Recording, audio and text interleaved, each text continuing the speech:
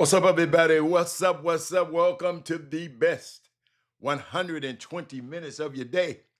The Chop Shop, the nation's #1 urban sports talk show. Also, your midday sports happy hour.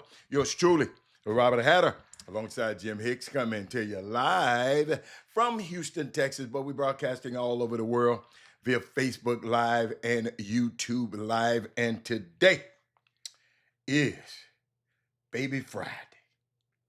Wow. It's Thursday, but we don't air on Friday, so we call this our Baby Friday. Let me see who is the first person gonna be on the screen today. Let's see. Let's see who the first person that's gonna pop up and be the first person on the screen today. You know, we used to do that a lot. Let me share the show. Let me share with my groups. That Daryl Anderson be killing y'all, man. Daryl Anderson is the man. Hold on, Daryl, 1 second. Daryl Anderson is the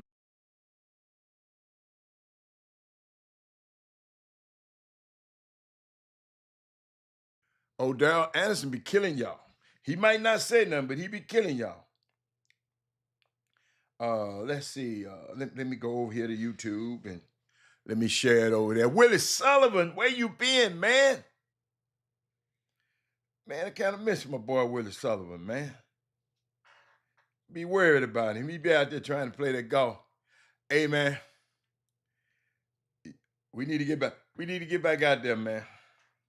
I done learned how to play a little bit better now.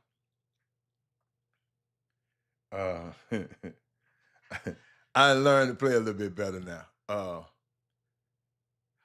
Oh, that is Moody. You went on out there. That is Moody went on to Vegas. Boy, I forget. He ain't tell nobody. That is Moody. I might pop out there on you. I might pop out. Y'all, as soon as I get off this show, I ain't no telling where I might be. Birthday tomorrow. I can't tell everybody where I ain't no telling where I might be. Let's see. That is Moody's out there. Good job. Good job, sir. Let me make sure I got everything. I'm sharing everything over there on the other side. Let me see. Let me make sure that I got everything. But yeah, share the show, everybody. I'm sharing it now. I liked and shared. That is Moo. When did you get out there, man? You wanted to be out there for opening day. Let me make sure. Matter of fact, the Summer League starts tonight. Everybody, in case you was wondering, it starts tonight. That is Moody. What are you looking forward to seeing tonight?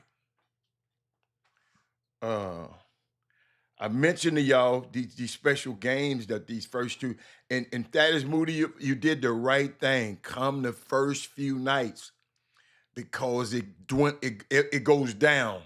Everything goes down the longer you wait to come. I'm talking about the attendance. I mean, people just, because some of the best players are not playing, they shut them down after 1 or 2 games. Let's see. I'm just trying to figure out NBA. I'm at the summer league. I'm trying to bring their schedule up. Been busy. I listen in and out. Let's get together soon. Still no TSU coach. You're right. Miss Sullivan. You're right. There is no TSU coach yet. That's different. I got that schedule somewhere. Summer league schedule. It's probably in my phone. What's up, Carl? Now, Carl, I know you and I haven't petted. I know y'all love that Facebook. But homeboy, the Facebook might cut off on you, so you got to make sure you dialed in to YouTube also. Facebook, we just something just don't act right with that thing. So I ain't worried about it no more. I used to kind of be worried about it. I don't care no more. So I'm trying to find out something because I got some stuff I want to show y'all today. Let's see, summer league schedule. They had sent me the summer league schedule. They had sent it to me. It's not coming up on on not coming up on this ESPN. ESPN got one of the worst damn sites. I mean, really one of the worst sites to have all that money. It got one of the worst sites. There's whoever designed the site just terrible. I don't know if it's just me. Let me see. I mean, it's terrible. And see, some people might think it's terrible, but they scared to say something. I'm the kind of guy that'll say something about it. Have you ever looked at it and ever navigated through it, Brandon Weefall? It's terrible. Let's see this schedule. What's going on? Start tonight. It's gonna go for 10 straight days. Let me give y'all some stuff. That is Moody. Are you talking back with us? Or what are you doing? I'm trying to give you something that's gonna happen tonight. Okay, they got 5 must-see games. Okay, they said. Let me see. This one I was looking at. They was talking about 16 days. That's all that separate night 1 of the summer league from the NBA draft. These guys just got drafted 16 days ago. All right, the top 2 picks will collide tonight at 9 o'clock Eastern. So that's 8 o'clock tonight. The top 2 picks, the Wizards versus the Jazz. What else happened tonight? College mates to pro foes. The Mavs and the Warriors play at 6. What they got? The Mavs and the Warriors. Okay, Montrez gonna play against Yaxel Linenberg, the 2 guys that were on Michigan's team. And Oklahoma City, they gonna play too, but that's their other teammates on that team. But that's another night. So tomorrow night, they're gonna have the Grizzlies versus the Bulls. They're gonna have the number 3 versus number 4. That's tomorrow night. But tonight, that is Moody. Where you at, man? Talk to me, man. You ain't told me you was going. You sneaking out there. But I probably would have had something for you. But I guess it's all good. It's all good. It's all good, baby. But that's that. Carl Belcher, where you been, man? When I see some of these names I haven't seen up there in a while. Got some unique stuff I want to share with y'all today. Like I said, the Summer League started tonight. That's the marquee game. It's other games going to be played. And I give you them. Let me see. The NBA Summer League. Let's see. Okay. Thursday, right? Timberwolves versus the Pelicans. They playing at 2:30. So right when we get off the show, Timberwolves, that is Moody might probably at a game right now. But that's on Amazon Prime Video. Then we have the Hawks versus the Spurs. Hawks and the Spurs. Hawks got anybody we want to see? Yeah, Kingston Flemings. And then at 4:30, they got the Pistons versus the 76ers. Who do we want to see in them games? Then at 6 o'clock, the games right after each other. Then at 6 o'clock, he said, looking forward to seeing Montreal. Okay. And the 8 Chicago guys. Okay. That's good, Dad. So it's a full slate today. Yes. That's good. That's good. So let's see where I want to start today. San Antonio Spurs, because I be watching and listening to these play-by-play announcers and the color analysts, because, just trying to learn, how these dudes are professionals, they went to school to do this stuff. I just thrust into it. So I be wanting to see the cadence and the things that they do. But this one guy named Jacob Toby, I remember him. They done fired him. He's out as the Spurs play-by-play announcer after his girlfriend accuse him of cheating on her with the sister of a player on the team.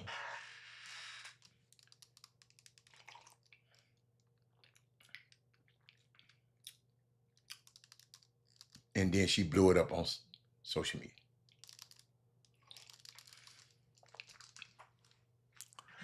Brandon Weefall,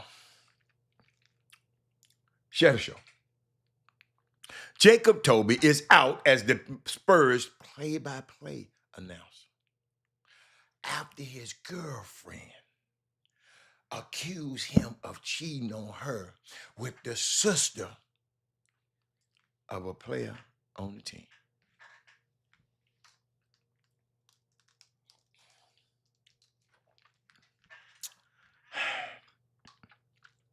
Toby's girlfriend posted all about the alleged affair on his Instagram story in the middle of the night.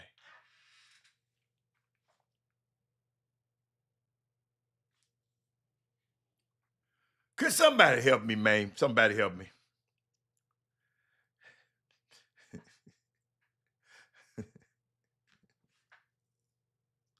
Not the player's wife, but the player's sister.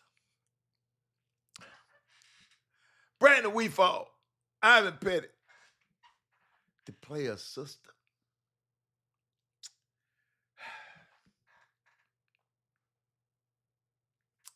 Let's move right on. Somebody the other day, they asked me about my favorite WNBA players. Now, somebody asked me that. Who in the heck was that? And they asked me, and I just said right now it's Olivia Miles.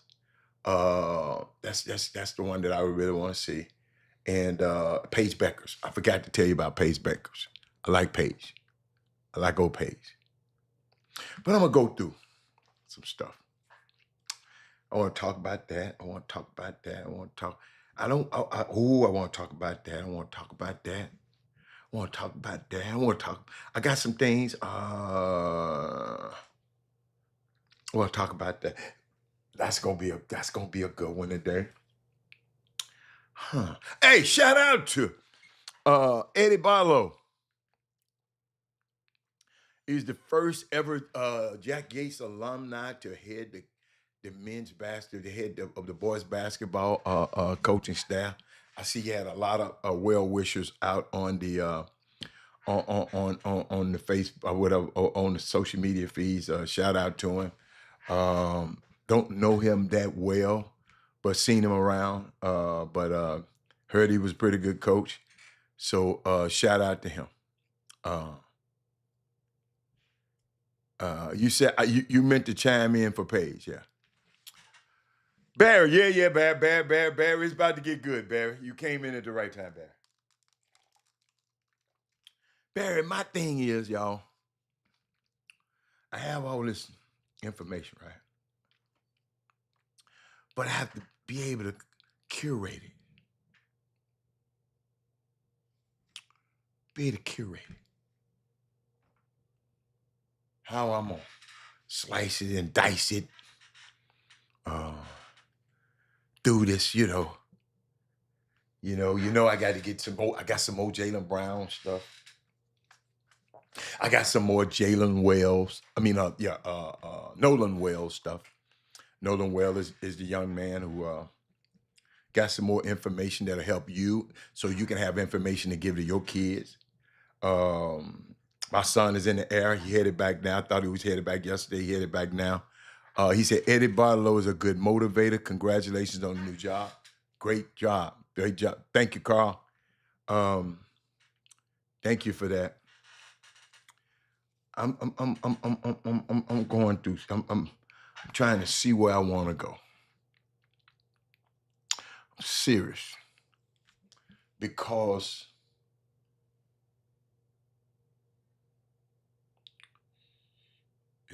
it's Thursday, and I was talking about our kids yesterday,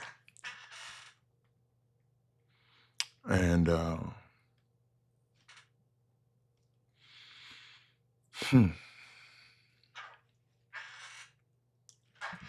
I remember a story. Man said he saw a bird in a cage in the lobby of his hotel in the Philippines. He said, and this bird, beautiful bird, and the bird was there all the day. All day they were at the hotel. The bird was in his cage. And the bird never flew anywhere. He would fly around the cage and then land in the same place.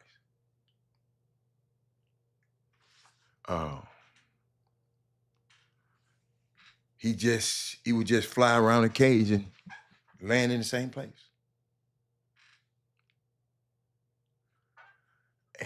And Carl, and when you look at it,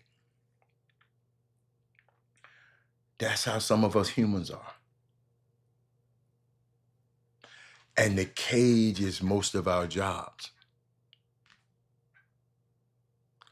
They actually fly in there every day. Your job, wherever you're at, Bear.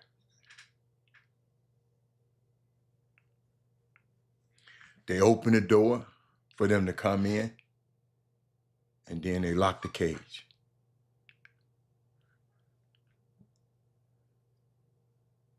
And even thought they could fly anywhere in the world. Even though they can fly anywhere in the world, they're trapped in this space. But here is the beauty of that bird. Even though the bird is trapped in the cage, Willie Sullivan, it still can fly. The cage, watch this, Willie Sullivan. The cage don't take away the gift. Dad Moody, it just limits it. I don't care where you're working right now, my friends.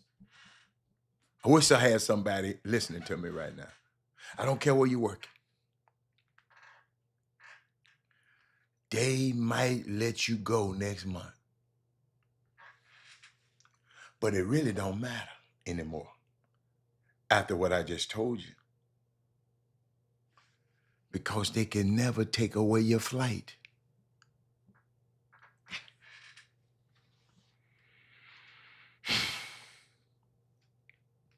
Y'all will get that one on the way home, man.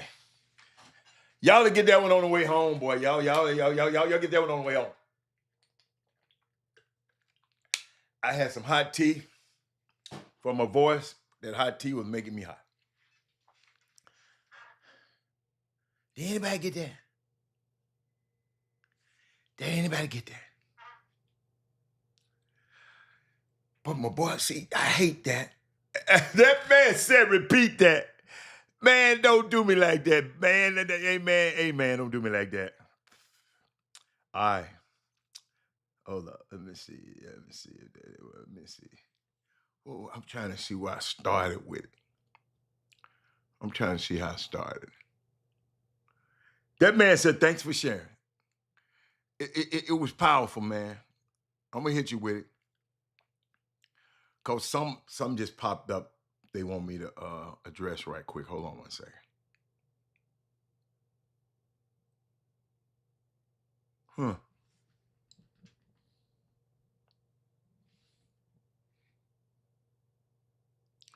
Okay.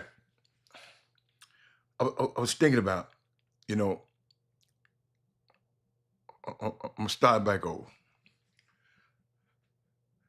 You know how you go in these hotels, you go out overseas. Let's say you go to the Philippines, you go overseas. You see this big old bird in a cage in the lobby. And this bird is big and beautiful, and the bird is there all day in the hotel while you going out doing everything you want to do. And the bird only flew around the cage and landed in the same place. He didn't really go nowhere. He just flew around the cage. He just fly around the cage and land in the same spot. When you look at it, this is how humans are. The cage is most of our jobs. They actually fly in their jobs every day. The people, they open the door for y'all to come in to your job, and then they lock you in the cage. And even though they can fly anywhere in the world, because they got the capacity to do it, you got the capacity, call to do it. Willie Sullivan, you retired, but you had the capacity to do it. Brandon Weefall, you still young enough. You got the capacity to do it. Can fly anywhere you want to in the world. That young Ivan Pettit, I know you think you got a job, but you got a job. You got a job, and you just fly around in that job. But you have the capacity to fly anywhere you want to in the world, right? And even though you can fly anywhere in the world, you still are trapped in that space. But here is the beauty of that bird. Even though the bird is trapped in the cage, it still can fly. What Robert Kelly said, I can fly. The cage doesn't take away the gift. That's the one right there.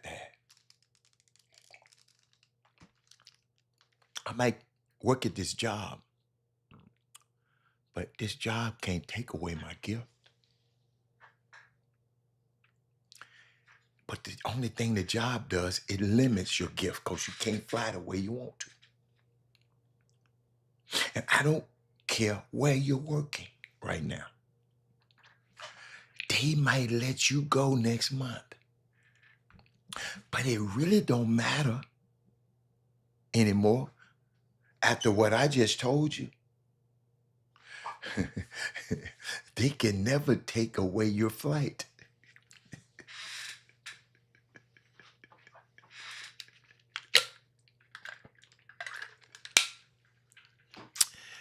Boy, if I was y'all, I rewind that 1,000 damn times.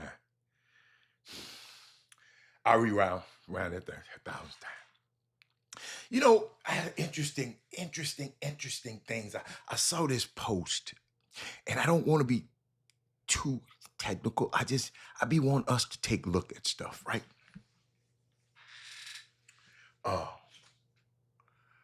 This young lady, let me put it on this side so my thing won't be in the way. Let me so y'all can see it.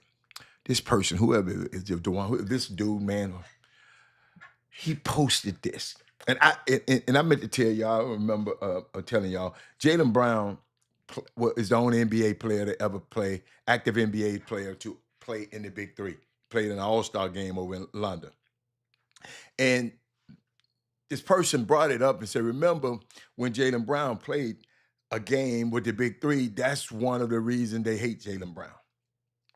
He linked up with a black-owned league.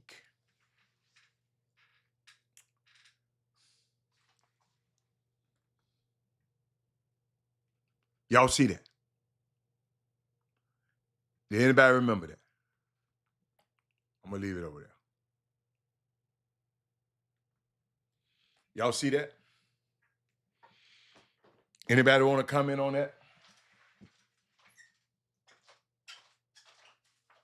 Anybody want to comment on that for me? I'll wait. Anybody want to comment on that? What y'all think? What you think, Mr. Boone? What you think, Mr. Sullivan? A lot of y'all didn't know this. A lot of y'all don't remember. What you think? What you think about what the person said? No, I didn't ask you. I want to know that you remember, but what do you think about the comment? What do you think about the tweet? Somebody talk to him.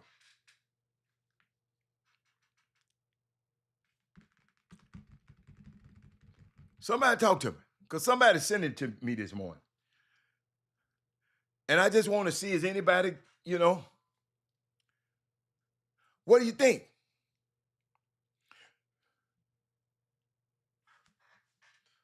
Carl Belcher, that's why people mad at Jaylen Brown? Willie Sullivan? Hey, y'all do me a favor, share the show, Coach. Y'all ain't talking.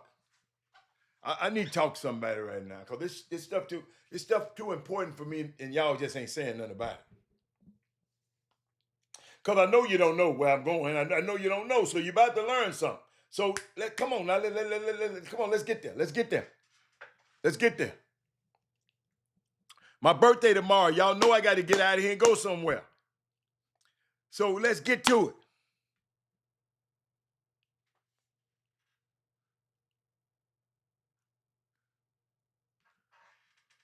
But a lot of people hating Willie Sullivan. A lot of people really hating. See, you don't be on social media that much. Willie Sullivan, a bunch of people hating. They hating on him. Believe you me, sports right, everybody. They always talking about it. We ain't talking about the salary cap. We ain't talking about that. We ain't talking about that. I got something on that for you. But the person said something. Y'all not reading. Let me make it bigger. Y'all not reading. He linked up with a black-owned league. Ladies and gentlemen, I told y'all we got to quickly think. The Big Three is not a black-owned league.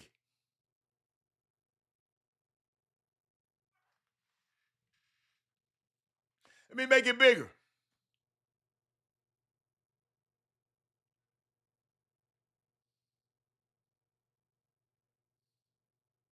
Y'all missed the whole important point. We ain't talking about the hating. Somebody tweeted this and said he linked up with a black-owned league.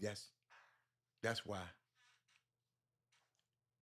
The reason they hate on him because he linked up with a black.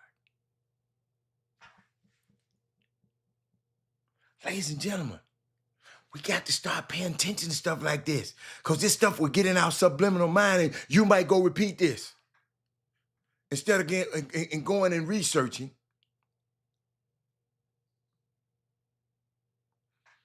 The Big Three. So y'all know.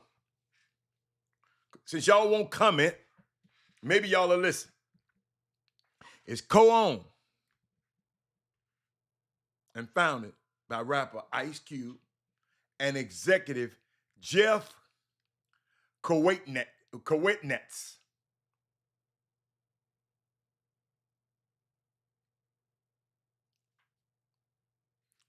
A Jewish guy.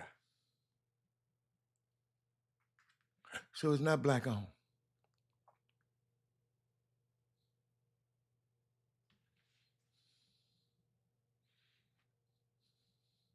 And I just want us to be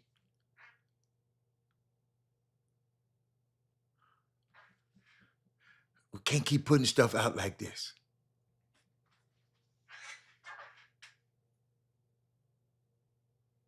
We can't.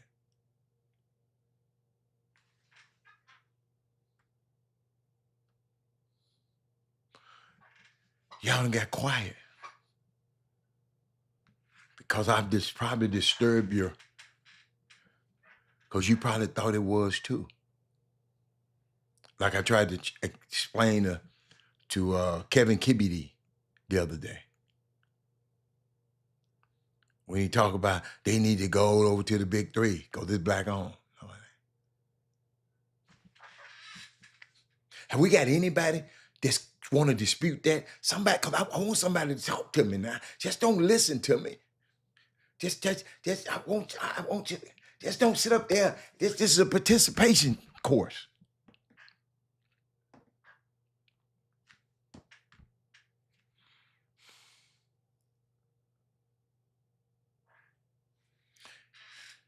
Then there's a whole lot of information that's not being discussed. And I be looking and I be listening. How do you mention 2 days ago that Ice Cube didn't know? I know I did. Everybody don't listen to the show at the same time. That is Moody, as intently as you do. Some people might have not heard it.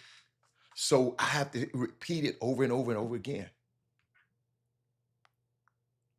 If somebody on this feed right now, y'all can just go and tell me, thought Ice Cube on it.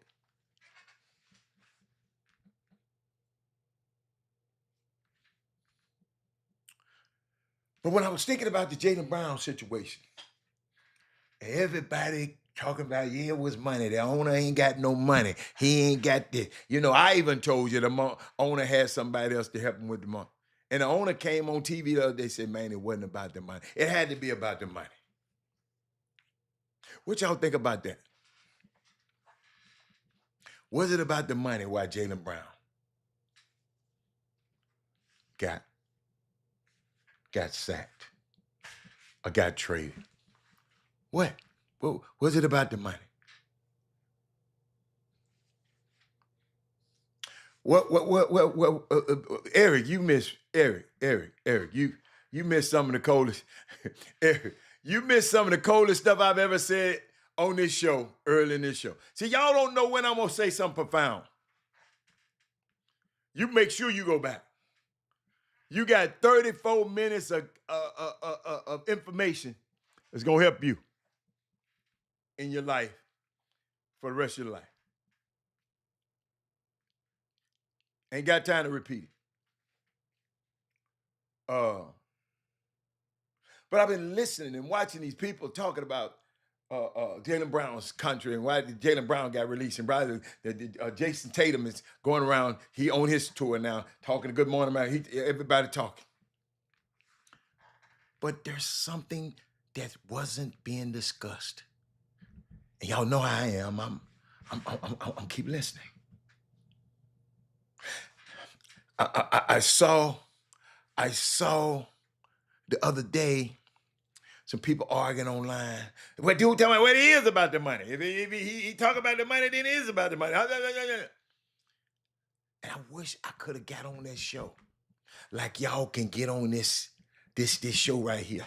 I wish I could have typed in and said, hey, I wish I could have. I wish I could have. Because there's something that's not being discussed, and you, if that is Moody, you're gonna be probably the smartest person at the summer league. Eric House, you're gonna be smart. If you go to the barbershop, y'all gonna be smart. Because I'm gonna explain something when these people keep talking about second apron. I know I explained it to y'all a long time ago, but guess what? I need to explain something real key to you. Even when my main, or what the guy named James Dolan said, look, I'm gonna try to keep this team together, but I can't go into the second apron. Y'all thought it was about money, didn't you? This Boston Celtics dude said, man, we're gonna do everything we can. It ain't about the money. We just couldn't have these two things. 70% of our payroll tied up in these two guys and they play a lot. But there's something that was not being discussed. And here it is. The second apron is not, listen to me, it's not just about the money. There are these nerdy little things that happen when the team is in the second apron. Ladies and gentlemen, for example, you can't use any form of mid-level exemption to sign a free agent. You don't have that option no more if you're in the second apron. They take that from you. And that's really tough to navigate a whole season if you're trying to pick up a guy. So when you're in the second apron, ain't got nothing to do, you can't pick up another guy. And if you need one, if somebody get hurt, and let's say if you want to pick up a LeBron James, I'm talking about Boston Celtics, with the mid-level exception, because he might take the mid-level exception from somebody. We don't know where in LeBron James' mind, but you're in the second apron. because you paid guys like Mitchell Robinson, Boston. And let's face it, he's injury prone, and he can be rather mercurial at times. You can't play him in the fourth quarter sometimes because they foul him. Then you're hamstrung right there. All right. Then you have trade restrictions when you're in the second apron. You can't use cash in trades. How many times have you heard a trade announced in the NBA and they also threw in the fact that some cash was added? That's something that's something that makes trades go through. The cash something that makes the trade go through, and you can't use it if you what in the second apron. Boy, I know ain't nobody never explained this to y'all like that. And this is the one. Is the crazy. This one is crazy. Teams can't trade the first round pick that is 7 years in the future if the team is in the apron 3 out of 5 years. Their first round pick automatically moves to the very end of the first round. So whatever your pick was, if you in that apron 3 or 5 years, your pick gonna go. This is why these people don't want to be in the second apron. This ain't got nothing to do with money. This got something to do with their pick. All this stuff happened to you. It has nothing to do with money. If you are over the second apron 3 years out of any 5-year stretch, your pick 7 years out from the first year you were over the apron is locked. If you do it again, and if you're even over the first apron after you done got penalized for that one, even if you're over the first apron the next year, your pick becomes number 30. So that's the restrictions. If anybody it's severe being in the second apron. This why nobody don't want to be in the second apron, ladies and gentlemen.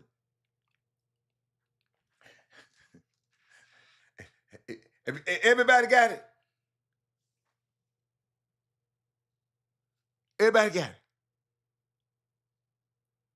Anybody got any questions?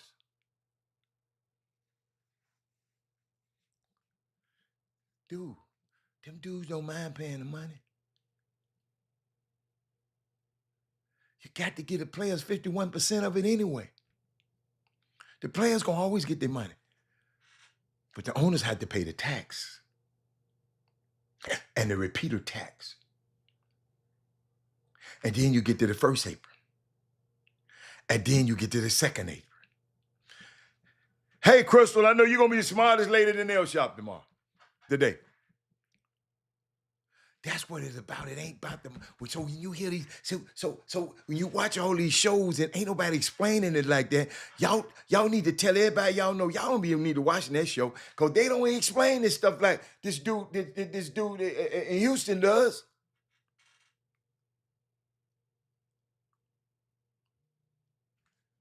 The second apron prevents you from doing stuff. Ain't got nothing to do with it. They don't mind paying the money. They got to play. Listen, the players get 51% of the basketball-related income. The owners get 49%. No matter how the owners got to pay a certain amount of money. You got to pay this 51%. And the owners, y'all keep y'all 49%. You got to pay this to the players. You got to split it up between your players. But we got a salary cap. You go over the cap, you get taxed. You go to caps in again, that's a repeater tax. So now I had to put another one, a first apron on you. So you be more severely taxed. But the owner said, forget it. I'm paying because I want my players. So they said, all right, we got a second apron. Well, we ain't finna run into your money. We finna run into your draft picks and being able to acquire other players and stuff like that. That's where it takes and mess your team up.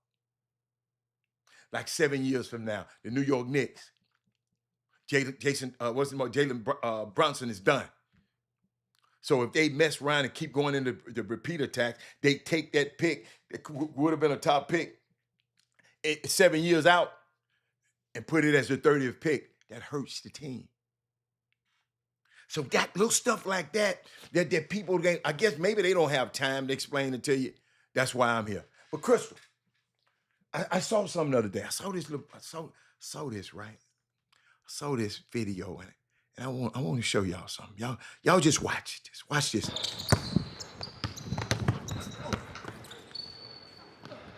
4-1. That over that.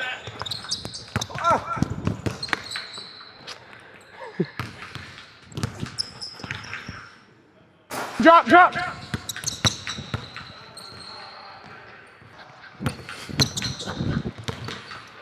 Wow. Nice landing. Over, Y'all take it over, watching this? I'm here. That's Matt McClung.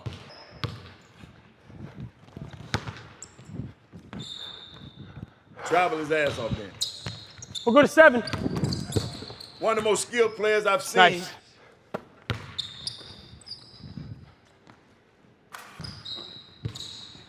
He's an NBA player and just 4-3. probably just need the right opportunity to stick in the league full time. He keep getting cut. Pick up. Tough.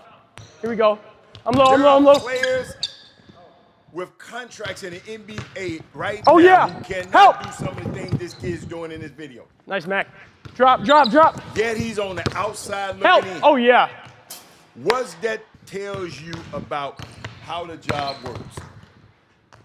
Tough. See, most of you trainers and fans and podcasters have been believing that it's straight up skill competition between one guy and the next. Oh. Nice. It's not. I'm drop. It's just like any other job. Many other things factor in All right, besides 6-6, we need one. how good you are at your technical abilities. Hey, landing looks great, man. But get better at this stuff in this video does. 4-1. That over that. I put it like this. Get better at stuff in this video does not improve your chances. Drop. But many will have you believe that this is what you must do to even have a chance. Wow. Yes.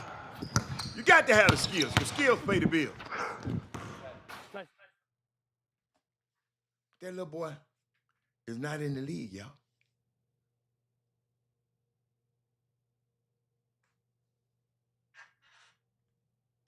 Now, I got to ask y'all a question. Because I saw something. Reason I'm addressing it, because my son happened to attend one of these schools. But I saw this headline that the Ivy League professor, y'all watch this because a lot of us got kids in college. Ivy League professor suspected artificial intelligence cheating. And he ordered an in-person final and saw the average scores plunge from 96 to 48.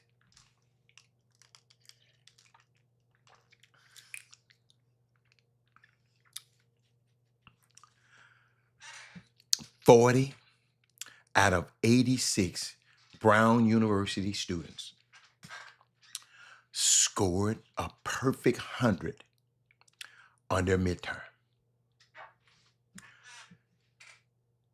Then the professor moved the final in person.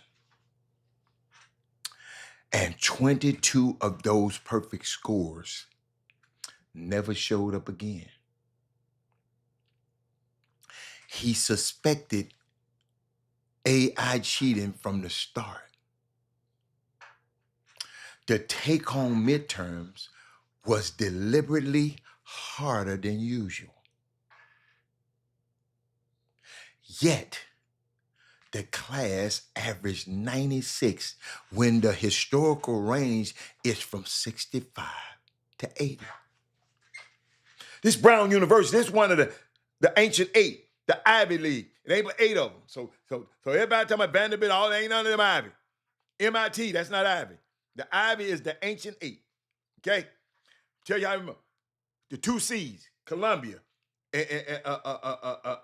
Columbia and Cornell. The 2 P's, Princeton and Penn. Dartmouth, Yale, Brown, and Harvard. That's 8. It's one of these schools. He says some answers contain odd phrasing that match the ChatGPT produced when he ran the question through it himself. Roberto Serrano, that's the professor, has taught economics at Brown for 34 years. He filed no accusations against the students. He just announced that the final would be in person and count for half the grade. And that if the 2 distributions didn't match, the final alone would determine the grades. Y'all talk to me. Y'all have been to college.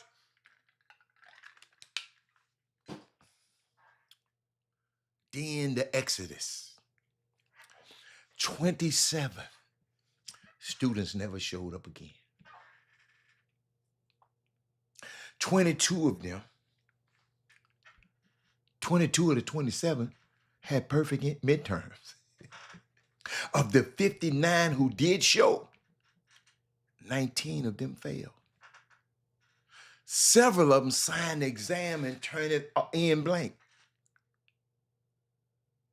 The average fell from 96 to 48, the lowest in the course's history.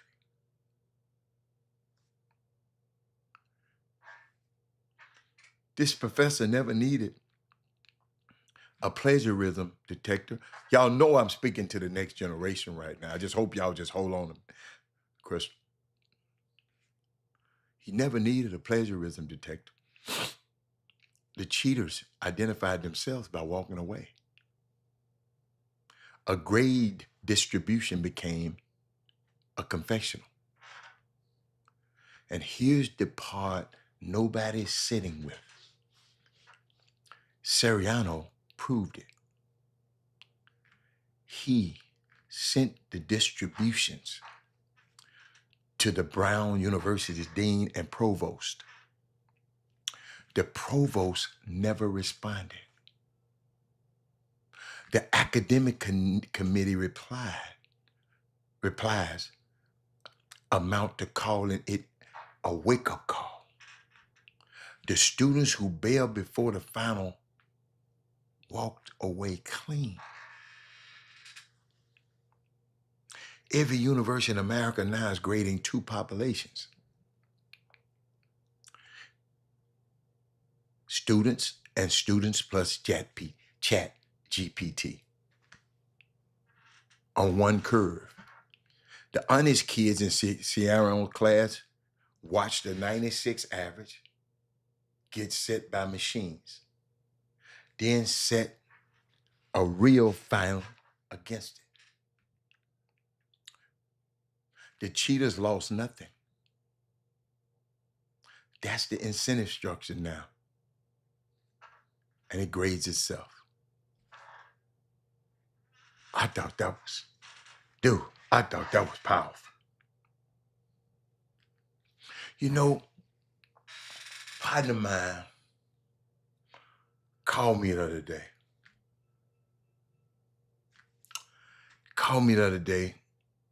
And he asked me about my book.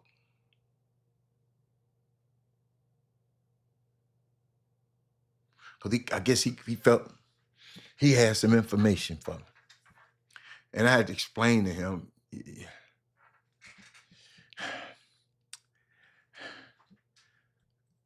just because you be around a person, just because I come on this show and tell you a few things about me, my life is a lot more complex than what you hear on this show. Willie Sullivan's life is a lot more complex than the comments he put on the screen. Trey Phillips is a lot more complex, got a lot more nuance in his life than the comments he put on the screen. But somehow,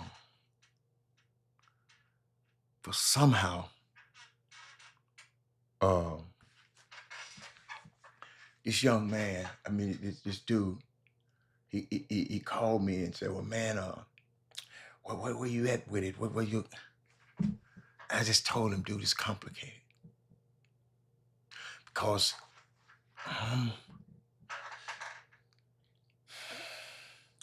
I'm growing every day.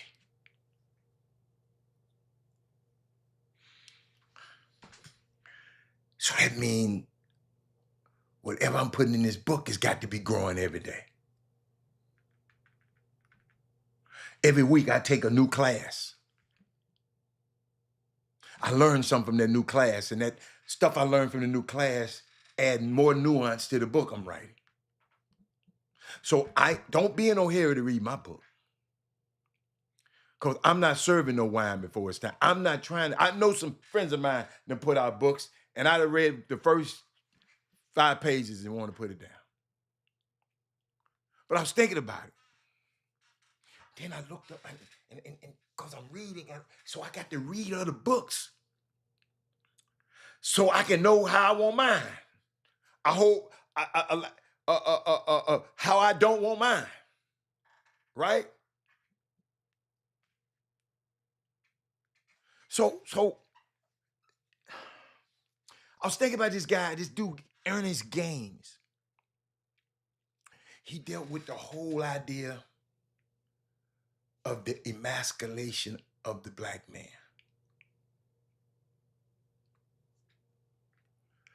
And ladies and gentlemen, I think about, because I've been studying African American studies, I think about the ancestors that came before us. Trey. I think about it, Trey.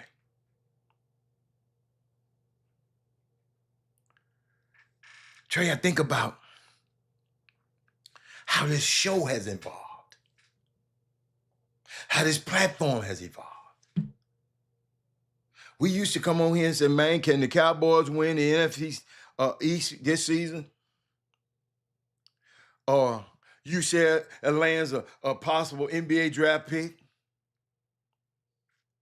Pulisic, his microfracture surgery, missed several weeks, has microsac, Pulisic. This is what we used to come on here and do. But I was thinking about my ancestors before me, the black men. When I was thinking about the young fella yesterday, Nolan Wells in Mississippi, who went off with his friends, and he the only one that didn't make it back home. And I think about the ancestors that came before us, the black men who, they were helpless to protect their wives, their daughters, and their sons.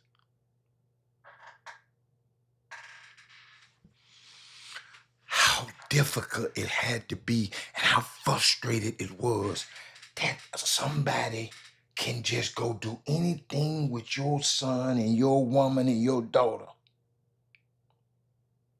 Yo, I was thinking about that last night when I was thinking about my son being away across the other part of the world. And I wouldn't be able to get to him like that. So I was just thinking about the difficulty. I was thinking about my ancestors. It had to be as frustrating as it was. When I think about where we came from and how we not going back there, no matter what the damn Project 2020, 2025 says. Ms. Bella, I'm confident in how we move today as black men, that we're not going to allow that to happen again. That is Moody, Willie Sullivan, Crystal Foreman. Who else on there? Boom. Belcher. This platform is ours.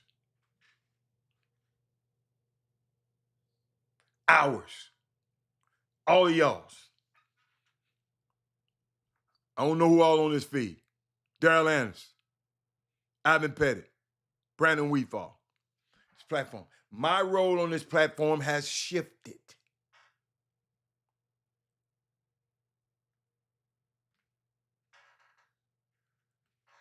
This show, Ed Harris, this platform is a celebration of us. We're not centering nobody else. And I don't apologize for it. This platform is ours, Ed Harris. My role on this platform has shifted over the years. All you people that was on Facebook, it cut y'all's ass clean off. I keep telling y'all to get over here. I'm going to send you something, though. I'm going to send you a lifeline. But I keep telling y'all, I just sent that over there to them. I ain't got time to play around. Hold up. I ain't got time to play around. Ed Harris, go back and look at the old shows. My show has shifted. This show has shifted.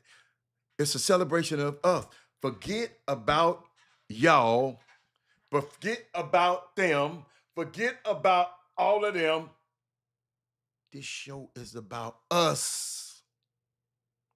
It's about our love, our strength, and our brilliance.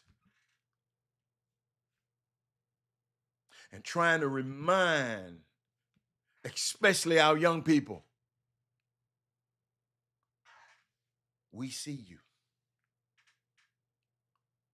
We believe in you even when you don't know it yet. Ed Harris.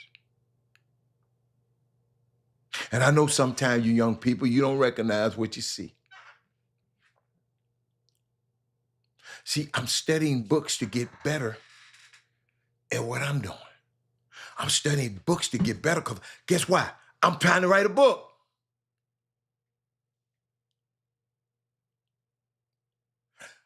And I want to add, listen, I want to add some simplicity to it. Because some of these books I've been reading is so damn complicated. I want to get to the story without too many words.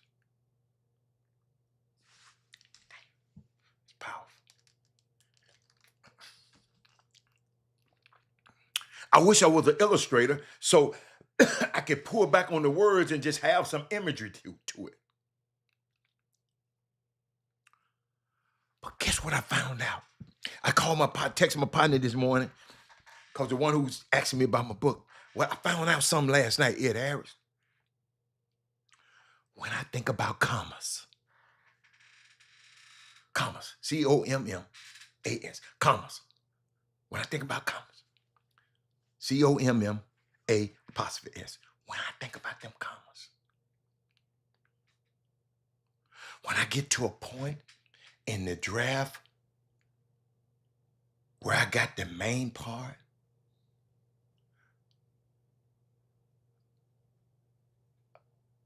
or the book draft, the narrative arc is there. The story is there.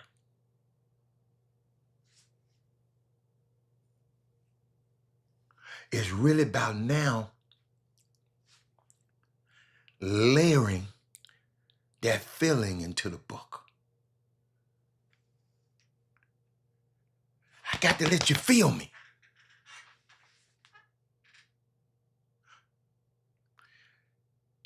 A wise person told me, Robert, that's the most central part of writing. What does the sentence do? Or how is it gonna make you feel?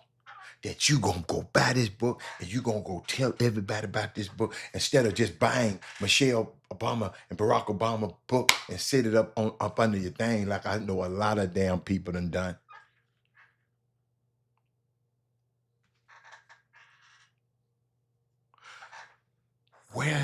When do I put the commas? Where I put the commas here. When do I put the comma here? A comma here. But if I move it over here and I can pause you, I speed you up in the book. See, this is why this dude didn't understand me. I hope he's listening. Let me text him. I'm going to just text him right quick. I hope you're listening.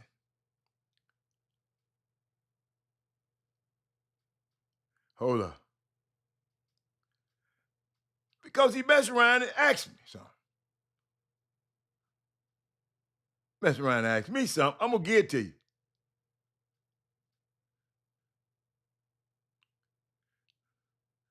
Mess around and ask Robert Hatter for something. Hold up. Ed Harris, can you hear me? Cause I got a book. I got some books in me. I got a book or two in me. Ed Harris. So he asked me something. He said, he said, see, I love commas, and I'm trying to move them around. Can I move it here? Can I move it here? Then I can pause you so you can get that point. Then speed you up. And that's the part that makes me feel like an artist. This writing this book makes me feel like an artist who can't draw. But I can listen to these words, Trey Phillips, and I'm fusing something into the work. And the work is always Sankofa.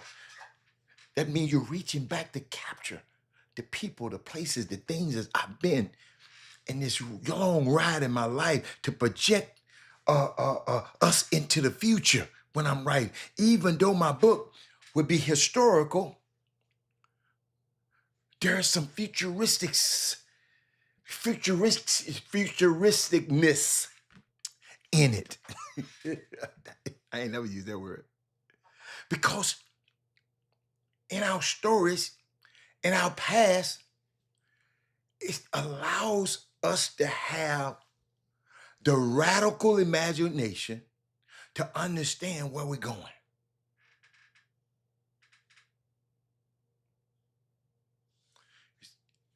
It's like a never-ending conversation. This is why I like talking to y'all on the call. That's what blackness is. Blackness is improvisation. Ladies and gentlemen, they gave us the end of the pig that they didn't want. And our grandfathers and grandmothers turned it into chitlins and pig feet and all that kind of stuff. We took their worst and turned it into something tasty. Blackness is improvisation. We're always in the making. See, if you catch the pulse of blackness right now, and then you come back, if you catch the pulse of this show right now, and then you come back 2 weeks later, we up to something different. The rhythm is different. We remixed it.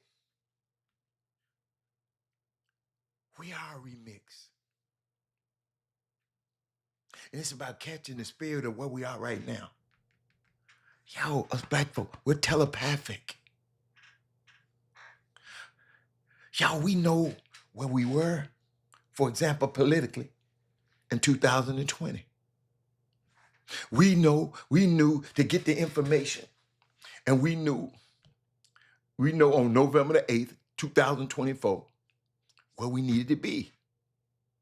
Nobody had to say nothing. If you like it, I like it. But you're going to learn today We just knew.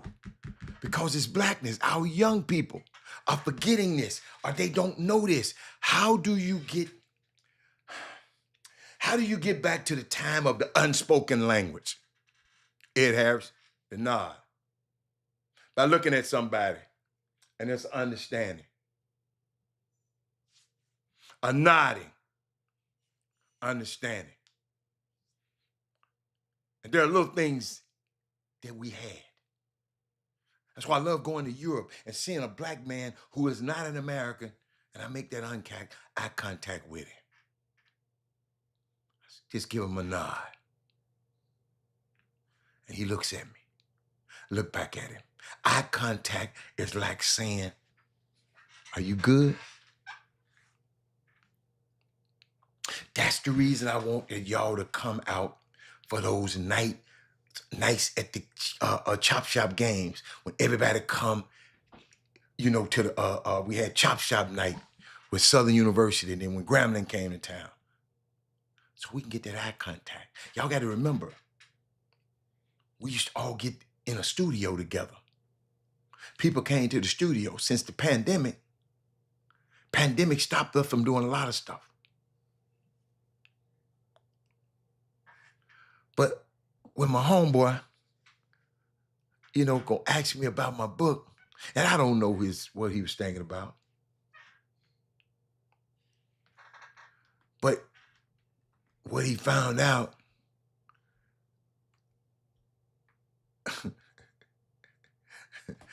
me and him think different.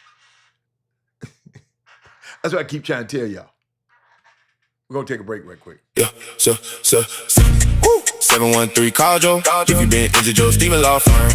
713 call Joe. Car wreck, truck wreck, let Joe confirm. 713 call Joe. Need a pro on the K, let Joe take over. What's up, Houston? This is Attorney Joe Stevens. I'm a former Houston Rocket with over 20 years of experience in the insurance industry and a decade of experience in the courtroom. I know how insurance companies operate, and I know how to fight back. 713 call Joe. 713 call Joe. Don Thomas, I don't know. Check and see. I don't know if he's back yet. But boy, that was powerful. See, y'all don't realize these guys be coming to me. He came at me. I wanted to say, the hell you worry about my book for? But I sit back and listen. Because he tried to offer me, do you have a draft? Do you have? Man, I done sent this person, let them read some. Sent this person, let them read some. Sent this person, let them read some.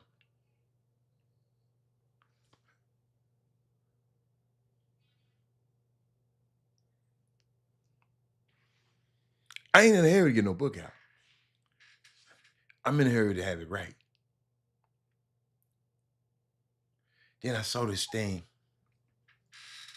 Y'all might need to share this because Jaylen Brown said something unique. This little boy been killing them. Watch this. Somebody got off this show at the wrong time. Watch this. I hope I ruffle all the feathers, like all of them. The agency model isn't working. It's a bunch of players going broke when they retire. Right. It's like 60% of players within the first 10 years are losing majority of their wealth. Like making millions of dollars, players are going broke. Right. Living check to check. Right. Etc. You could blame the athlete, or maybe they living expenses, of course, but they was 18 or 19-year-old when they came into wealth, and the people that represented them didn't help them handle that to no capacity or care to. You know what I mean? After they get you and they get in your pocket, they just go get the next one and get in his pocket. Right, absolutely. And this is what I'm gonna stand on.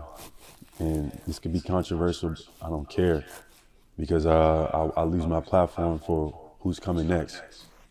If you can't help me, an 18 or 19-year-old, to maintain my wealth, build a legacy, and keep what I'm earning, and be able to influence me on my decision making, shouldn't be representing me in the first place. Shouldn't even be allowed to walk into my house. But we allow this agency model. They keep coming in and they keep stripping everything that we're giving it right back to the same people that that was giving it to us in the first place, giving it right back. And something got to change.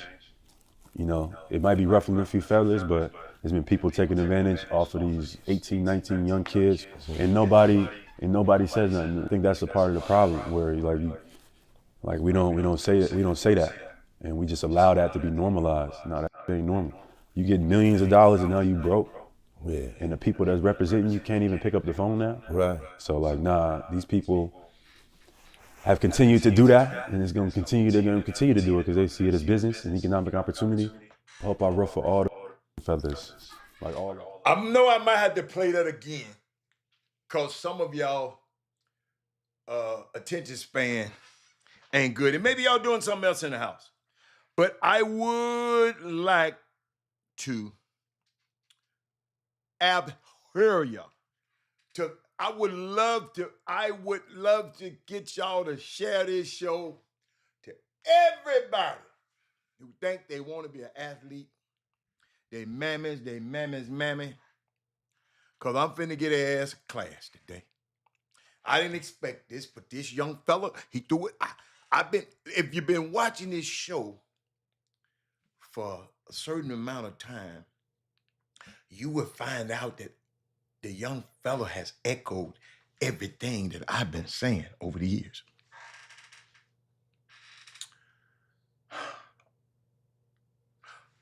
Somebody tell me what you think about that. Should I play it again? You should be sharing the show right now. Should I play it again?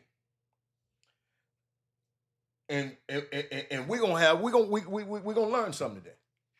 All of us. I'm gonna learn something about y'all. You're gonna learn something about me. Wait a minute. Man, Coco Golf lost. That little girl whooped that tail.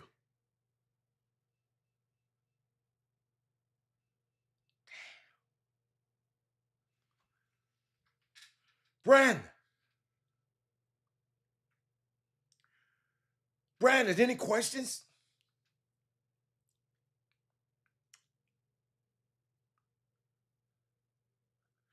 Brandon.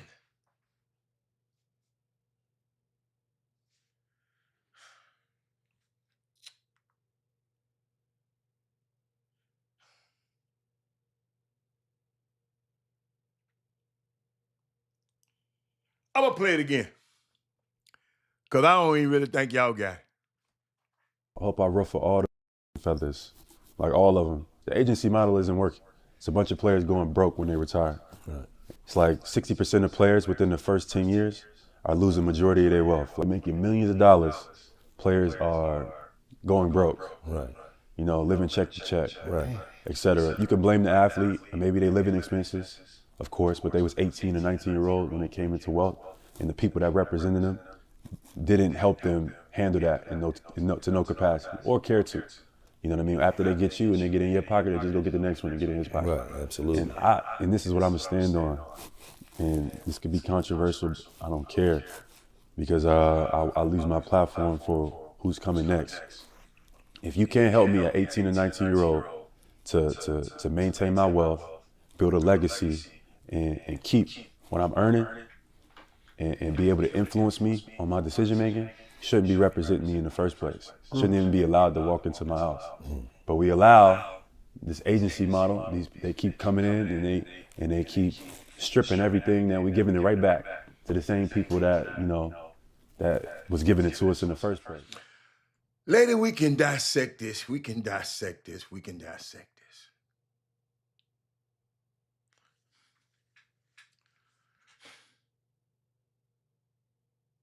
Ladies and gentlemen,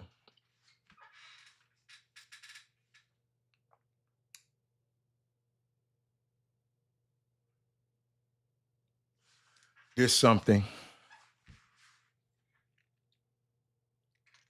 that I got firsthand 30 years of experience in.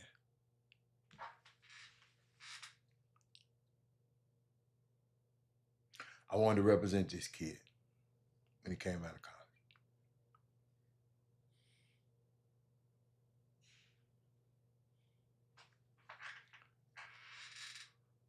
But he wasn't the one that I needed. It was these other ones.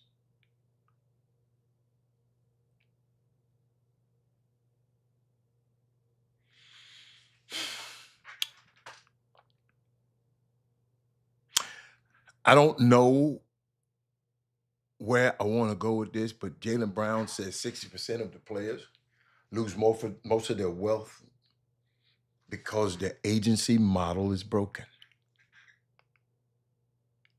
I agree. That's why I got out of the business. Yo, I still have people want me to come.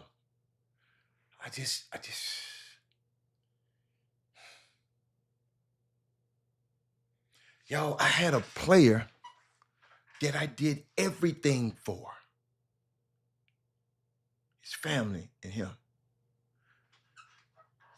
And he sent me a termination letter and never explained why. His own brother called me and said, I don't know what the hell is going on.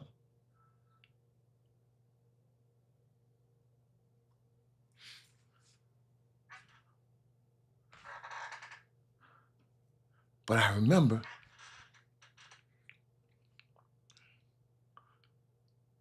I knew when I didn't realize it, but I had to do my job because this client of mine was about to come into some more money.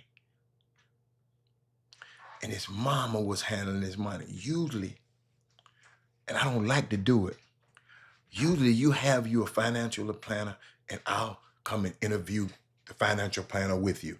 I don't like to handle your money and represent you at the same time. I think that's a inherent conflict. That's just not good. That's a conflict of interest. It's too much power. So we always advise them to get their own. So this kid trusted his mom. By the time I got in this next contract, I said, man, we got to get you a financial guy because you just ain't, the money you made, you should have more than this. So he agreed with me. Robert, let's take mama's ass off. Get mama out the way. So my guy came in and he looked over it. He said, Robert, this boy got a $5 million tax liability. He owed $5 million. Man ain't been in the league that damn long. $5 million is unaccounted for.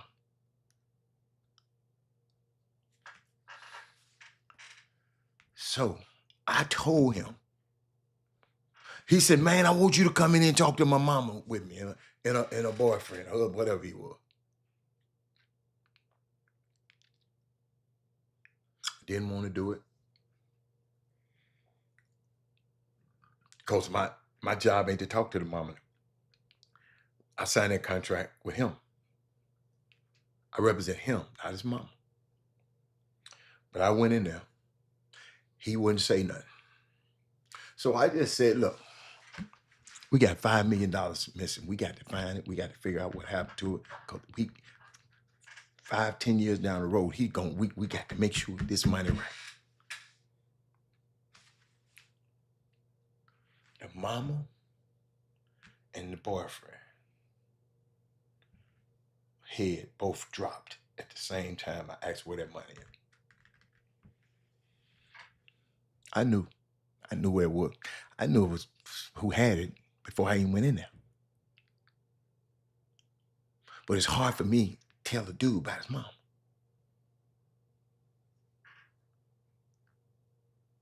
So when I left there, I knew I had to do everything right. Because the mom, she can't like me no more. She used to love me.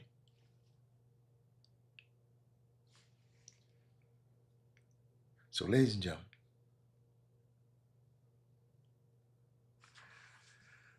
I posted this contract so this kid can get an option, a player's option to get out of that contract at the peak of his career so we can get some more money.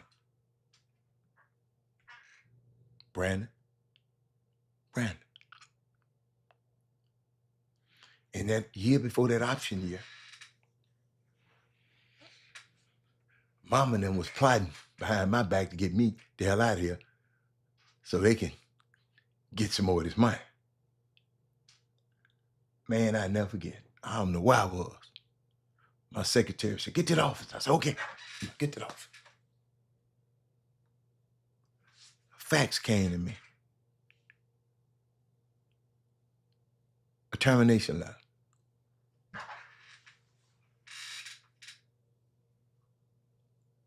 I got on the plane, flew way the way he was, waiting in the parking lot like, you know, I'm a gangster.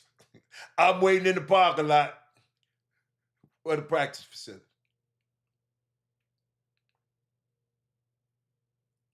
Dude, what happened? Man, I gotta go somewhere right now, man. I said, no, no, talk to me. Where? Man, I gotta go somewhere. I gotta take my girl somewhere, and I'll meet you. Where your hotel? I'll meet you over there. It's okay. Go back to my hotel. Nobody came. A friend of mine came, took me out. Went to a little bar to get something to eat. Guess who I see walking that bar? Him. Yo, I thought we was supposed to meet. Yeah, we meet tomorrow. You coming to the game tomorrow? We'll meet tomorrow. Came to the game.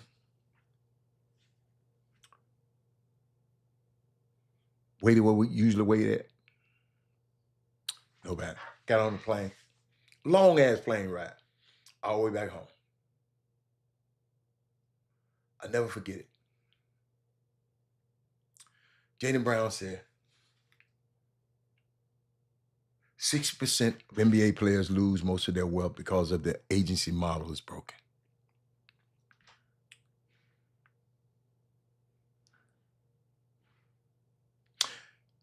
The agency model is broken, and some of the people are broken. The parents and the kids are broken. He said, I hope I ruffle some feathers. Modeling agents isn't working. It's a bunch of players going broke when they retire. It's like 60% of those players within 10 years are losing the majority of their wealth after making millions of dollars, living check to check. You can blame the athlete, maybe. Yes, you can. Their living expenses, yes, you can. Because guess what? All you can do is advise them. Y'all, if you ever look on the card of an agent, it don't call you no agent. It calls you contract advisor. You give people advice. Contract advisor. But they was 18, 19, yes, when they came into wealth. And the people that represented him didn't help him. You're absolutely right. Handle that in no capacity or care to. Most of these guys don't. They don't care. But I happen to be a doer that care, and look how they do the person that cares. I need y'all to understand that now. Didn't help them handle it. He said, in no capacity, he said, after they get you and get in your pocket, no, they ain't getting in your pocket. Let's stop that. That's the one I don't like. They ain't getting in your pocket. You being paid for a damn service. You ain't said, IRS getting in your pocket. The little gal you mentioned we getting there. Ain't nobody trying to get in your pocket. That's the service. If you hire an agent, you have to pay the service. If you hire a lawyer, you have to pay a service. If you get a car service, you got to pay a service. Whatever you do, you have to pay a service. You get some lights and gas and the water bills, you got to pay a service. So people ain't getting in your pocket. I don't like that phrase, but he's right. I don't like the phrasing. Because This system is made for all of the parties to make money. The player, the agent, and the owner. That's all of them. So why is the play? Well, you hold up. You're working for less than the owner want to give your ass. The owner, the one signing your check. You just depositing your check. You ain't mad about him. You should deserve more from him. But they ain't gonna say that. But I like that. He said it get in your pocket and then they go on to the next one and get in his pocket. Technically, he right.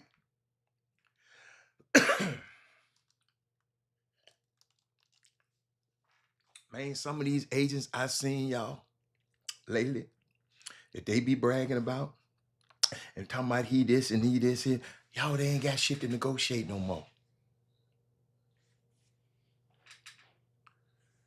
They ain't got nothing to negotiate no more, man.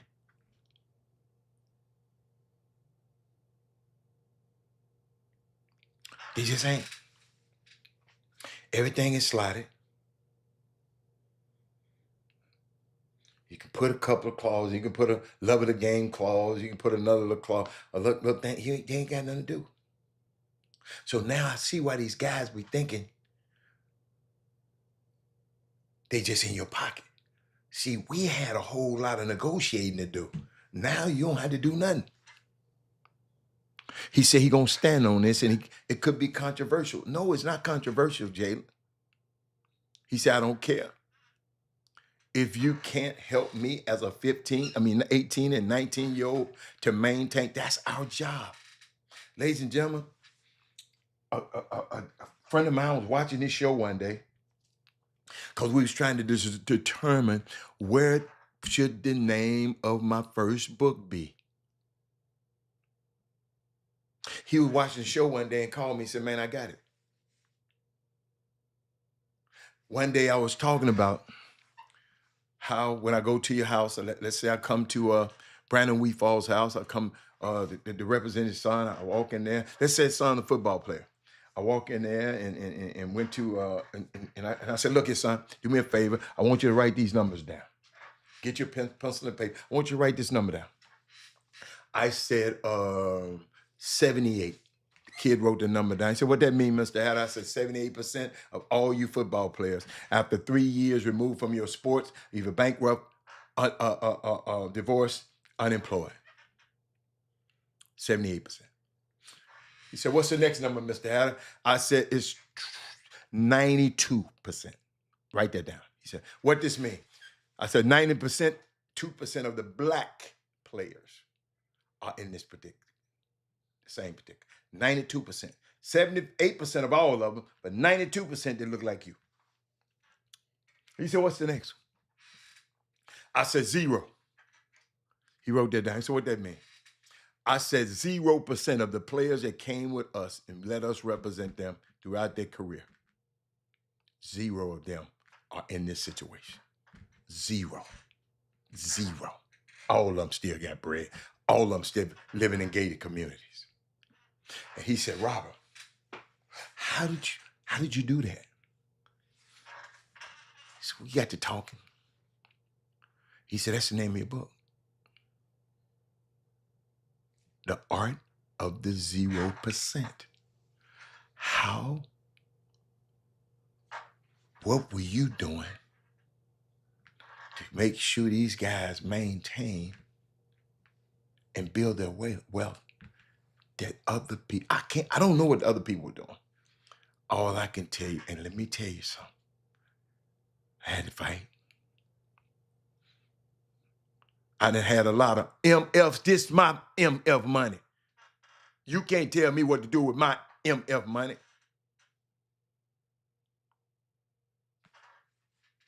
Had a lot of that.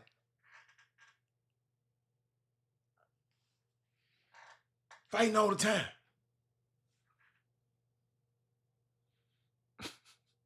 Y'all, this stuff real, man. I'm just, stuff just popping in my mind right now. This stuff just popping in my mind.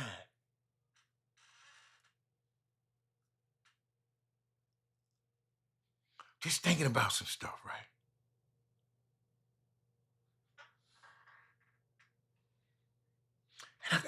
go back and I think about this. I go back. I used to tell my guys, look, watch your owners.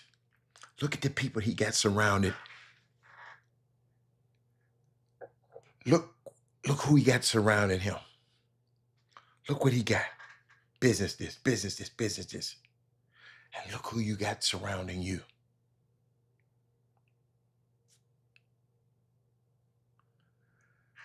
David Stern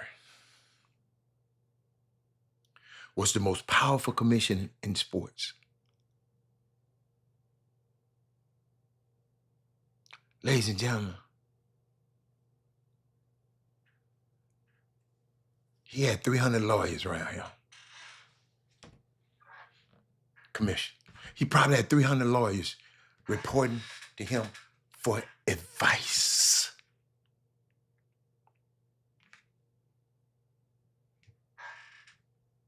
But he would make the final decision. Y'all got to hear me on this one now. Told y'all to share this show. The first challenge as an agent is telling the truth and explaining why I feel the way I do.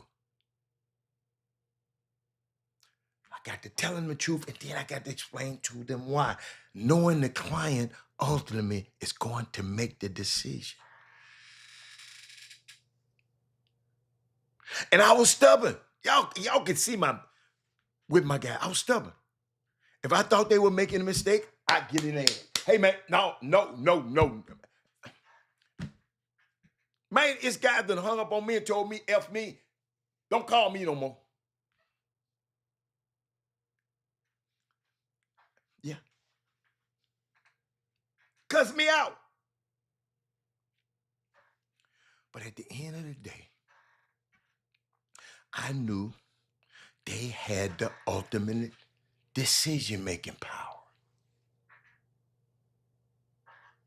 But it's your job, my job, is to persuade them to what I think is in their best interests.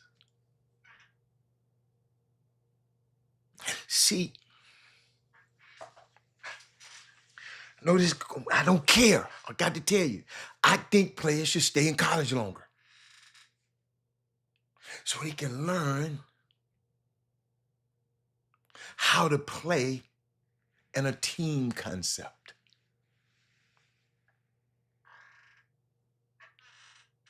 In the draft this year, the first 8 players drafted was with freshmen.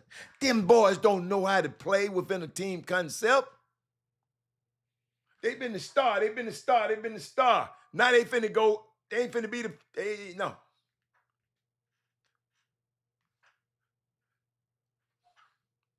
And I look, if anybody watching the game with me, how many times did the ball hit the floor in 24 seconds? I like the ball to move. A lot of these young kids don't know that. Ain't nobody around them telling them that. Why you think Penny was talented, but he thought the game.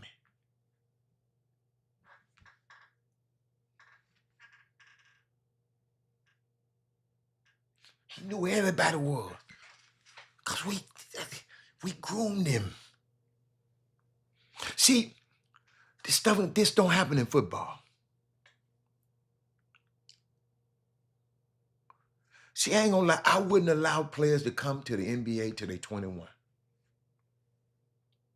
They already got NIL, legalized cheating, so I'm not stopping them from getting no money, they get money.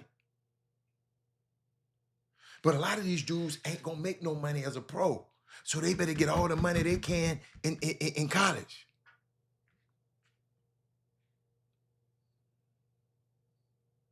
Some of these guys are going to different colleges, different bad fits for them, just because somebody giving them a little bit more money, and that's going to hurt them when they get ready to go to the league.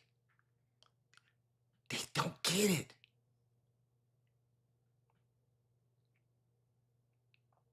And in this NBA, it's a shift from free agency being the major route to players going to new teams to trade. To trade in this apron effect. It has a chilling effect. It's been a shift from free agency being a major route to players going to new teams, to trades, creating this hard cap for most teams. One thing I know about the trades give you certainty. I know what player I'm getting when I trade. Y'all like these draft picks. I like trades. The main thing trade do, as opposed to unrestricted free agency, the trade gives you certainty. It gives the team, trade give the team where the players left an asset back. Free agency don't give you no asset back.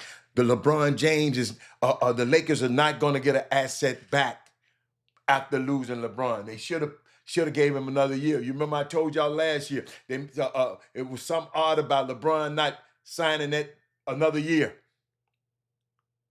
So they lose him for nothing. When the Celtics traded Jaylen Brown, they got 2 first-round picks back. And they got Paul George.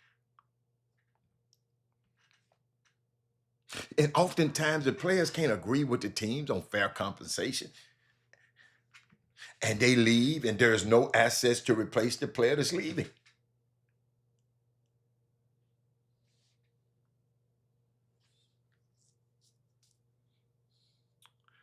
A lot of times, these players get way more concerned with money than the win. And I hope this is a point in LeBron James' career that when he's thinking about where he's going to go, he has made a whole lot of money on and off the court, man. He's going to make a lot of money after he retires. People think they know it all. Nobody know it all, y'all. Everybody has to hire some experts. Got to have some experts.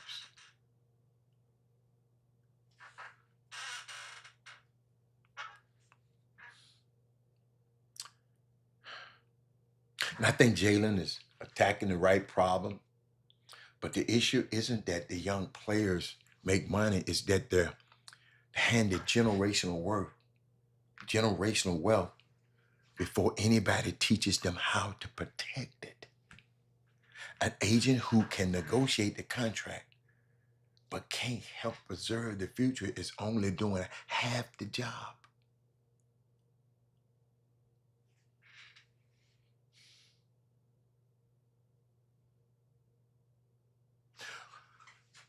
We're going to get into some more of that next week because that's a constant story.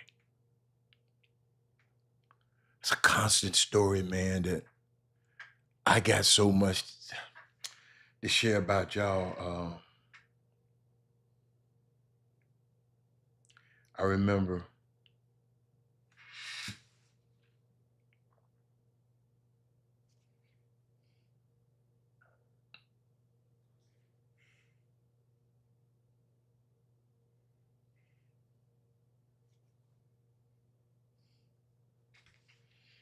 y'all, let me tell you something.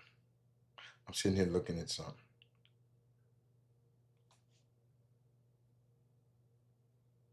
Wow.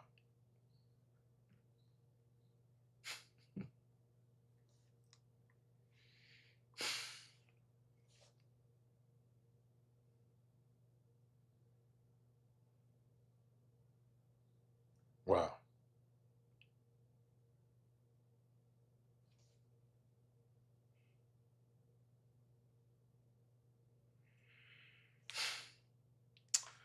Man, y'all don't understand. I got so much to share with y'all. I'm gonna leave that alone because I want to give y'all something before the week is out because I was thinking about my young fella, Nolan Wells. And I'm gonna talk about him for these last few minutes. And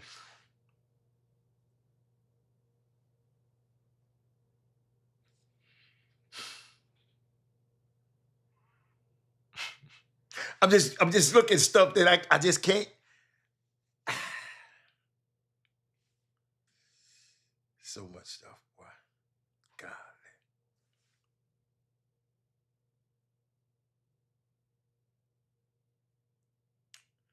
I'll give you the history. Next week, I'm gonna give you a lot of history.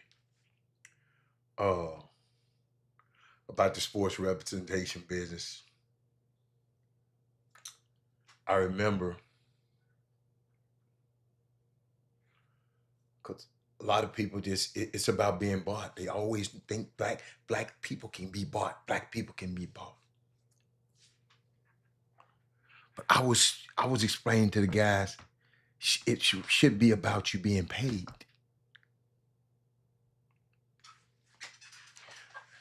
Y'all, about 3 or 4 decades ago, these sports agents called Walters and Bloom, they paid off approximately 42 athletes, 21 of which were in the first round draft choice.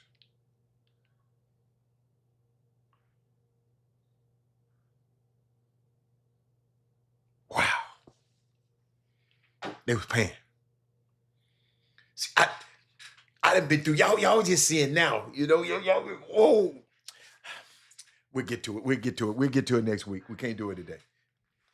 If I feel like, no, it's my birthday this weekend, I can't do it. But let me get out of here with this one. Over the weekend, don't forget, you have an accident. Yeah, so, 713 call Joe. If you been injured, Joe Steven Law Firm. 713 call Joe. Car wreck, truck wreck, let Joe confirm. 713 call Joe. Need a pro on the K, let Joe take over. What's up, Houston? This is Attorney Joe Stevens. I'm a former Houston Rocket with over 20 years of experience in the insurance industry and a decade of experience in the courtroom. I know how insurance companies operate, and I know how to fight back. 713 call Joe. 713 call Joe. I was thinking about my boy T.K. Kirkland, this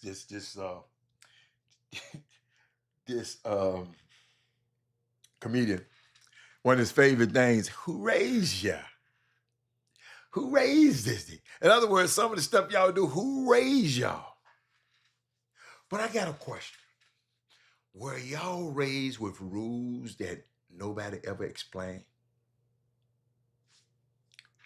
Hold up, somebody just texted me, hold up.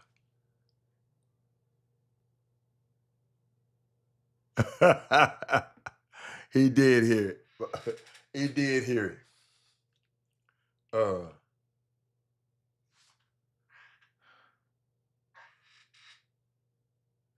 I used to think about people used to say, I used to hear the girls, leave with who you came with. I told y'all, we in Miami, wherever we at, all the country, Aruba, everywhere. See a girl in the club, you trying to go with her. Bring her with you. The smart girls, no, man, I got to leave who I came with.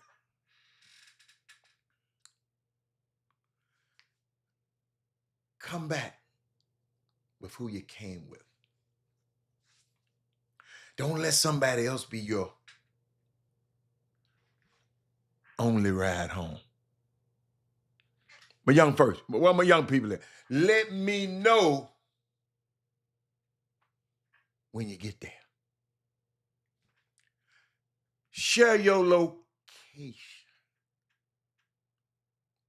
And when you look around and realize you are the only black person there, leave or pay attention. Maybe nobody set you down and said, here is why. Here's why we do this. They were just the rules.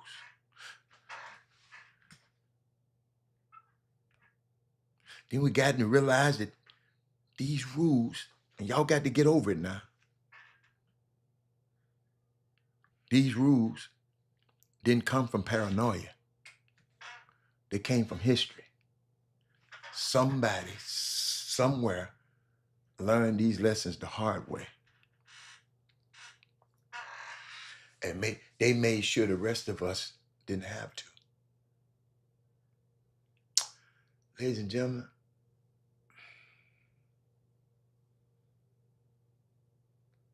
in 1998, not far from here, James Byrd Jr.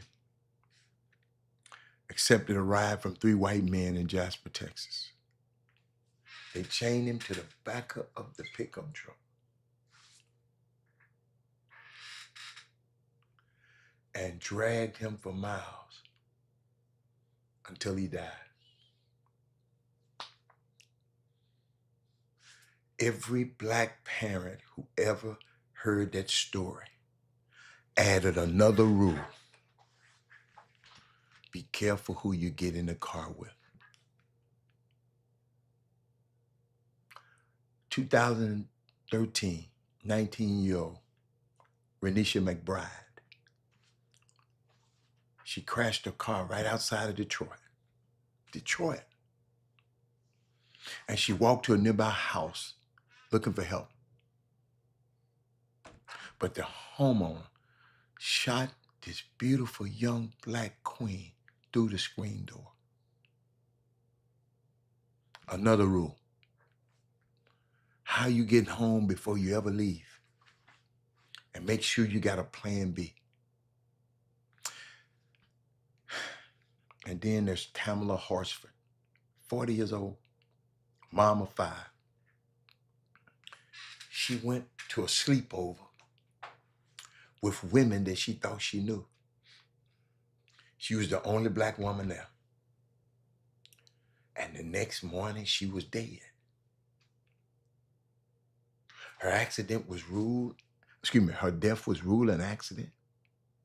But the family have spent years saying that they still have questions.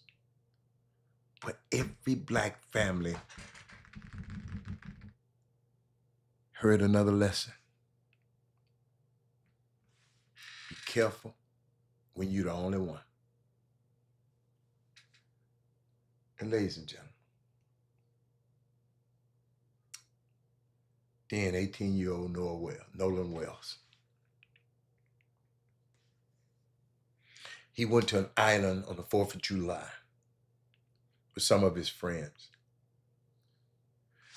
He was the only black person in the group. His friends came back, and he didn't. His body was found 2 days later. Now the sheriff is saying that there's no evidence of foul play. An investigation indicates a drowning, but his family retains Ben Crump because they wanted every question answered. And now whether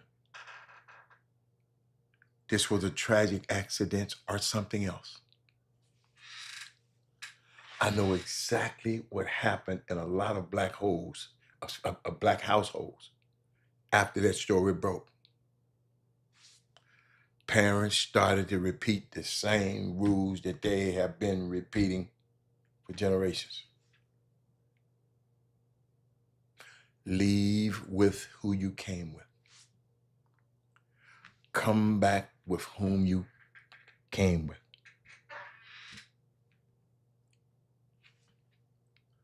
I think sometimes people hear our rules and assume that we're expecting the worst.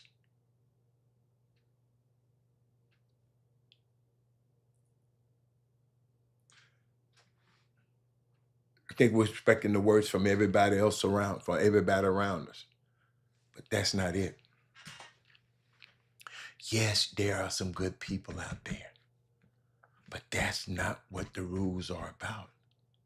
The rules are about understanding of if something goes wrong. History has taught us that we don't always get the benefit of the doubt. So we over-prepare. I have my daughter and son's location. We have to check on mine. They got mine. We have to make sure that nobody gets left behind. Not about we're being paranoid. It's because somebody loves us enough to pass down these rules. Robert Hatter loves y'all enough to talk about these rules on TV. Because y'all, people gonna forget about this and ain't gonna talk about this no more. I can't forget this little boy. Somebody got to love you enough to pass these rules before you need them. And every generation just keep adding a new one.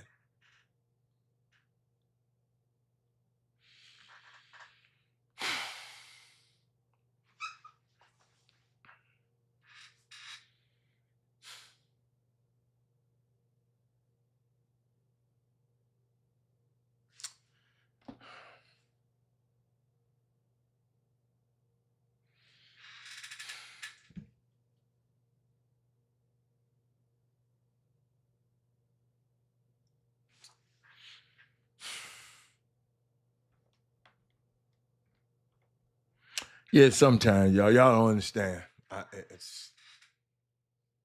Sometimes it's just hard.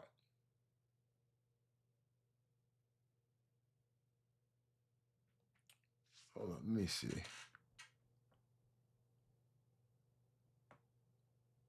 I got to play my boys. I ain't played them this week. I meant to play that for y'all last week.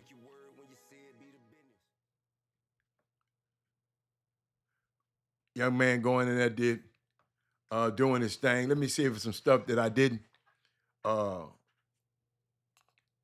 play this week, and I wanted to share with y'all. Who else I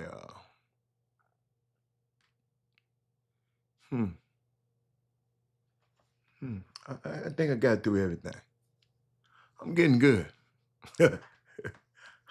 I'm getting good. It was some stuff that I wanted to play. Oh my goodness. Oh, this stuff way down there. But I had a great week with y'all, man. I'm gonna get out here a little bit early today.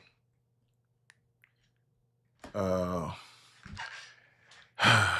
I got to get out of here and do some things. My birthday is tomorrow, and son flying back today.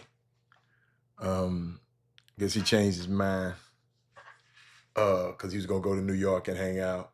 Guess he said, "All right, man, I'm gonna go hang out." I don't know, but we might have something to do. But it was good, man. It was good. Thank you, Joe. I would tell y'all to have a sip for me, but I ain't gonna have no sip for me, so don't have no sip for me. Uh, just love, love on your family, man. We got a lot of work to do, as we can see. The game, we got a game tonight. Can't wait to see the summer league tonight. And shout out to Thaddeus Moody. He's out there in Vegas. Man, he just don't understand. I was almost out of there early this morning, and I just changed my mind. Cause my son coming back. So what else we got? Next week, we'll talk about what happened in the summer league. Couple of more things. I want to get on this sports agent stuff a little bit more, because I just keep forgetting a lot of people don't know all of this stuff, and I just assume y'all know it. Thank you, Lori. I just assume y'all know a lot of this stuff. But a lot of these people don't care nothing about these kids, man. These kids just how I got in this business, it was just weird. It just happened. You know? Met a guy who was doing some stuff, and I was helping Vernon Maxwell with some stuff. And then I got to talking to Vernon. And one day I asked him, "Dude, how much money you got, man?" And he said he didn't know. I said, let's go see. Let's go. I mean, I don't know what made me ask him. This how my career started. I actually, we got to talking. Then I was like, who do this for you? I was just nosing. You know, I wasn't thinking about no sports agent business. I was in business. I wasn't thinking about that business. And what I saw is how underrepresented he was. He didn't know who did this. He didn't know who did this. He didn't know this. He didn't know what this meant. He didn't know what this meant. And ain't nobody tried to teach him. Then you wonder why, if you go back, he had to sue some people for taking his money. Never got the money back. That's where all of this stuff started for me. I want to get in this to hang out with this and hang out with players like a lot of these guys doing now. I saw a need for him. And just so happened, being him in his friendship, he said, boy, you heard about this little boy in Memphis that's cold? Little youngster, man, me and him went at it, and then I had to put that NBA thing on him. I'd never forget he said, he's telling me about Penny, right? I wasn't in sport agent business. I was just, I wasn't thinking about it. And then one thing led to another, and it happened, man. And changed me helping Vernon. I studied the agent business. Studied it. Why these guys were going broke. Who was representing them. How they was getting them. Allen Iverson shouldn't be in this position he's in now. He's better positioned now, but he had to wait till he get 55 to get that money. He shouldn't even be in that position. But John Thompson thought that David Falk would be the best guy for him. No. And like I said, I ain't saying David Falk's not a good agent. He might just not be the right agent for Allen. Thaddeus Moody, you're going to be there with a whole lot of people around these kids. And I don't know their motives. I don't know if they started like me, just saying, okay, I want to make sure this kid, when he finished playing this game, he can use sports as an economic springboard to do whatever else you want to do in your life. But a lot of people don't think like that. But I got to get out of here. I got to go. I'll see y'all later. Enjoy. Let me hit that button.